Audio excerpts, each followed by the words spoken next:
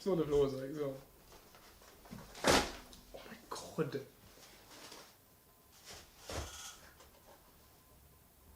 Hi. Hi, we are the Overall Nerds. Welcome to our Kenobi review.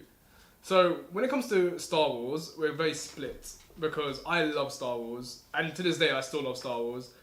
I've kind of like, I've watched it, I don't have a real care for it. I have not seen Kenobi. I've seen like clips about what I kind of found interesting, which was mostly just the Darth Vader stuff. But Yeah. I don't really... I respect it because he has seen majority of the stuff, so I feel like you can only really have an opinion on something if you've seen what you need to see. If you haven't seen it, you're just saying Star Wars sucks because you think it sucks. Opinion's not valid, my mate. But this is my Kenobi review.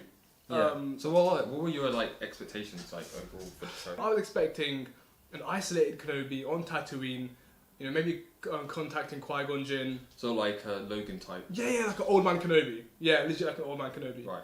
But when I found out Hayden Christensen's going to be in it and Darth Vader and they're going to meet again, we did make a video on this 5 years ago, saying that Hamza did, saying that did Obi-Wan, because I said, how does Obi-Wan know that he's Anakin? Because obviously he thinks he's killed, and how does Obi-Wan know Darth Vader's Anakin? Because obviously he thinks he's killed Anakin at the end of Revenge of the Sith. So I did say that 6 years ago, 2016. Crazy, bro, crazy. The foresight. Yeah, man, I knew it. Predictions, honestly. So when I heard that was happening, I was like, you know, this is interesting. They're fighting again, rematch of the century. I don't know if I wanted that. Yeah, I thought it was cool that they embraced Hayden Christensen, like they employed him again, because they always felt like maybe they're trying to leave the prequels behind, and then it's like the sequels happen. They're like, okay, maybe we need to go back. This is the thing, though, right? It's like when the prequels came out, the people who were in charge of the reviews and in charge of like what fans were the people who grew up with the original trilogy. Now that the people who grew up with the prequels, me and other people of the 2030s, now we're in charge. We're telling them we loved the prequels growing up. It was so different. Did you spit over my screen? No, I didn't, bro. I didn't. You obviously... Oh, there's... Oh my days, it's everywhere. Nah, I didn't. I swear. Move on. I'll start with what I liked about the show. I liked Kenobi's character. I felt Ewan McGregor just naturally fell into it. The first 2 episodes were great, I thought. I didn't like the idea of Kenobi going off planet, but to save Leia, it makes so much sense, because Leia is just as important as Luke. If Luke failed, it would have to be on Leia, right? Leia was like a big part of it, I swear, for like the... How many episodes was she in it for? Leia was in every episode. Okay. She was in every episode. And, you know, it's interesting that they had a relationship. Not that it was really hinted at in the original trilogy, but, I mean, Leia did call her own son Ben. I think Anakin Skywalker's return was amazing. Do you think it's worth bringing back Hayden Christensen? Because like... I think, look, this is the thing, like, as fans, we got everything we wanted. Right, we got a rematch. We had flashbacks. Even if they weren't Clone War flashbacks, we did get a flashback to before episode 2. Yeah, because that's what I was like talking about when I was talking about your expectations. You were like, you wanted like sort of like Clone War flashbacks. We did want Clone War flashbacks, yeah. And I thought they were perfect times to use them. I feel like episode 4 was a wasted opportunity. Episode 4 was like, you know, the time where Obi-Wan could have just spent his time in a Bacta tank and just, you know, flashbacks and, you know, all this stuff we could have seen. Yeah, because I remember you even called me like after that because you're like, oh, bro, the series is done. Everyone thought it was going to happen. Everyone thought, because he'd just been burnt alive by Vader, which was an amazing scene. Now it's your time to suffer, Obi-Wan. Really cool. And any interaction we got between Vader and Kenobi in the series was really good. Really, really good. But it's just a few far and in between. Because if you're going to bring them both back, then at least, you know, it was basically a chasing game. It was a game of it the whole time. A game of tag. Like, Kenobi was just running away, which is fine. You know, episode 4 was wasted because he had to just go get Leia again, and yeah, basically made us realise, oh, Kenobi can use his lightsaber again, he can use the Force again.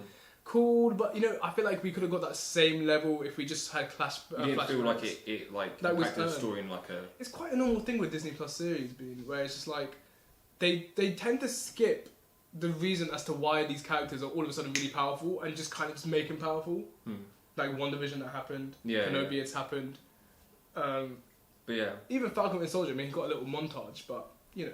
I'm sweating. So, like, overall, like, there's a thing, like, I was wondering, like, did the show validate its existence? Like, in terms of, between the history of, like, the Vader and Obi-Wan relationship, is this, like, a worthy addition? I'll like, be if honest. you take this out, do you now, is it less impactful? I don't think there's any difference, if I'm being honest. Like, okay, now we know there's a relationship between Leia and Kenobi.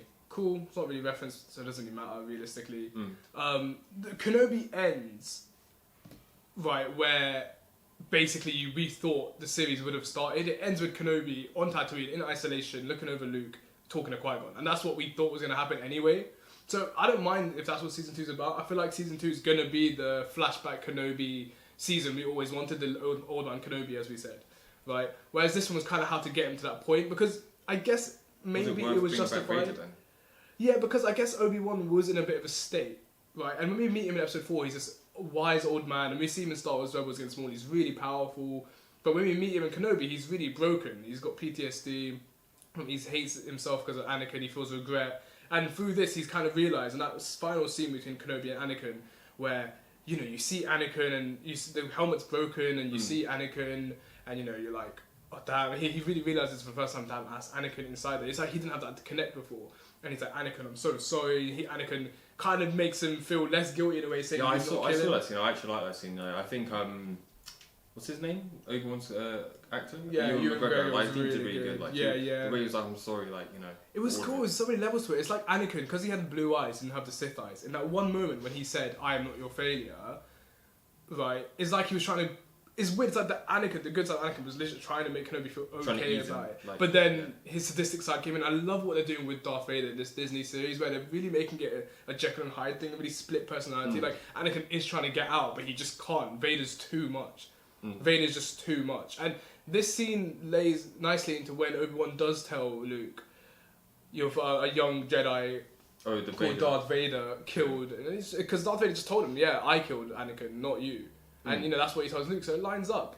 You know what I mean? So the whole certain point of view thing kind of makes a bit more sense. Like, that's the thing, you know, with Rogue One and Kenobi and all these in-between series, that they are, like, connecting it quite nicely, but it's weird, because it's like, it's not connections that you think you needed, but when they're there, you're like, oh, okay, I like that. I'll take that. Like, it's a nice little thing.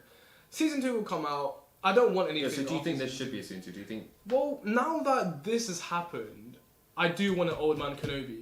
Because the stuff we wanted from this one, like, as the natural fan, we got what we wanted. As the greedy fan, I wouldn't say we got exactly what we wanted. I do feel like the whole Disney TV shows, it just doesn't feel cinematic enough. I don't know if Star Wars translates well onto TV. The Mandalorian was fine. It was really good. But it does look... I think The Mandalorian is a lot better cinematically than this one. And I think it's because of the direction and the direction behind it. You know, Dave Filoni and... John Favreau, like, they're just amazing. The way they're recording, it looks so good. But with this one, like Deborah Chow. Yeah, and you know, she did a fine job. And you know, okay, there's a lot of controversy during the show. Everyone was saying what they're doing, not understand the characters. And yeah, I was part of that. I gave up on it in like episode 4. I was like, I wasn't even excited for episode 5, but episode 5 hit really nicely. 6 was good, 1 was good, 2 was good, 3 was decent, and the only 1 was 4 that was a bit of a waste. But I think that's because everyone just kind of thought it was going to be this mad flashback episode. It's so perfectly linked up the fact that he's going to be healing, he needs to think, he's going to talk to Qui-Gon, all this stuff. I think it's because like you've hired Hayden Christensen now. You've gone you're on episode 3 at that point. So it's like, okay, you've got 3 episodes left. There must be a reason you hired this dude. Yeah. Episode 4, he's in a coma. Okay, now we're going to get the Hayden stuff. stuff. Yeah, exactly. And then it wasn't. And you got the flashback though in episode 5. Yeah, but even that wasn't justified. The only thing that justified Hayden coming back was that last scene. Yeah. Hearing Hayden's voice and Darth Vader's voice together. You know, because it's weird, because it is hard to really imagine Anakin Skywalker and the Darth Vader from episode 3 and the Darth Vader from episode 4 being the same person. It is really hard. So seeing that finally in live action, I know we saw it in Star Wars Rebels, which is really cool. But like, seeing that in live action now, like, you can tell it's Hayden Christensen in the helmet. You know, you can hear his voice, like, I am not your failure, you know what I mean? Like, it's really like, it really hit home. I do wish there was a tad more communication between them. I don't like the fact that Kenobi like defeated him. I kind of wished it was more like Vader being a bit cocky and then Kenobi outsmarting him like he did in the flashback to kind of show. But doesn't that make the line like but to learn? Yeah, so exactly. Doesn't that make more sense if Obi-Wan straight up to speak to him? No, because I think, you know, him being cocky would also be when I left you, I was a learner. But technically, wasn't he cocky by just leaving him alive? No, but he thought he killed him apparently. When he put all his rocks down, he thought he killed him. Yeah, but like. But you have the burning one where like he was burning him and he didn't go after him because he was like, okay, there's no point. Oh, left Vader alive. No, left Obi-Wan alive. When Vader left Obi-Wan alive in episode 3, I think that shows cockiness. Oh, I see that. That's an inconsistency. It doesn't make sense that way. They never explained it. Never explained why. Because we all thought, oh, he just wants him to be more powerful. But then the next episode, he comes in and strangles Reva. Like, why'd you let him go? Well, you let him go. If you wanted him, why do you know? It wasn't. Yeah.